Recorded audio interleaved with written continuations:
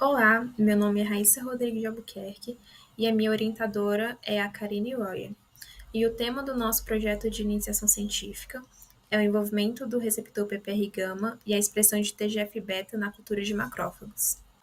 O GQ16 é um fármaco agonista parcial do receptor PPR-gama que sugere melhora da sensibilidade à insulina semelhante às tiazolidinedionas, porém sem ganho de peso devido à estabilização da serina 273 e fosforilação mediada por CDK5.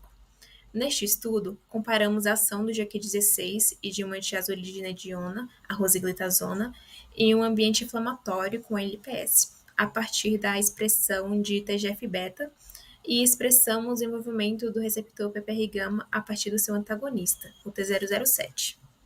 Como metodologia, usamos a cultura de macrófagos murino RO 264.7 e fizemos o tratamento com DMSO como controle, a rosiglitazona como agonista, o GQ16 como agonista, o LPS como estímulo inflamatório, o LPS mais a rosiglitazona, LPS mais GQ16, o T007 como antagonista, o T007 mais LPS mais a rosiglitazona e o T007 mais LPS mais o GQ16.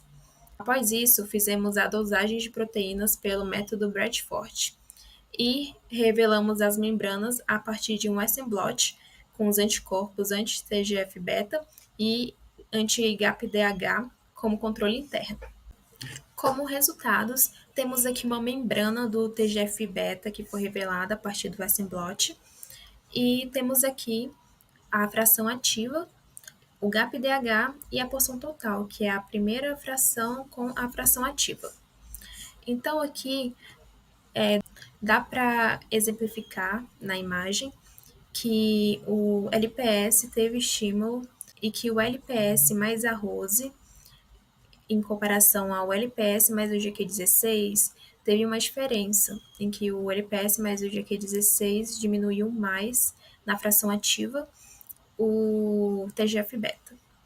E tem a comparação com o T007 mais LPS mais a Rose, em comparação ao T007 mais LPS mais o GQ16, em que o T007 mais LPS mais o GQ16 diminuiu mais na fração ativa do que o T007 mais LPS mais a Rose.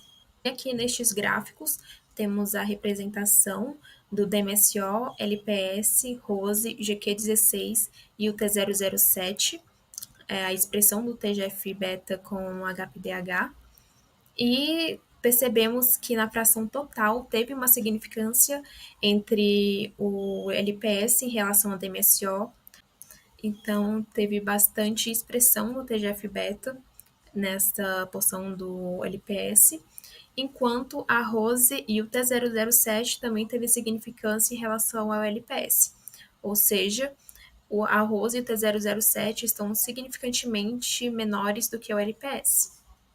Porém, na fração ativa, não houve nenhuma significância. Aqui, neste outro gráfico, temos a representação do LPS, LPS mais Rose, e o T007 mais LPS mais Rose. E podemos ver que o LPS e o LPS com a Rose teve um maior estímulo sobre o T007 mais LPS mais Rose. Isso na fração total.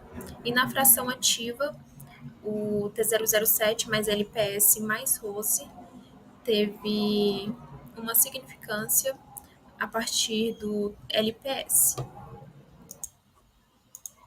Então, temos o último gráfico sobre a porção total e a fração ativa do LPS, LPS mais GQ16 e do T007 mais LPS mais GQ16, onde não mostra nenhuma significância entre nenhum dos relacionados. Analisando os resultados, sugere-se efeitos benéficos da rosiglitazona no controle da inflamação induzida por LPS em culturas de macrófagos, e nisso a participação do PPR-gama. No entanto, mais experimentos são necessários, uma vez que se tem 3 experimentos.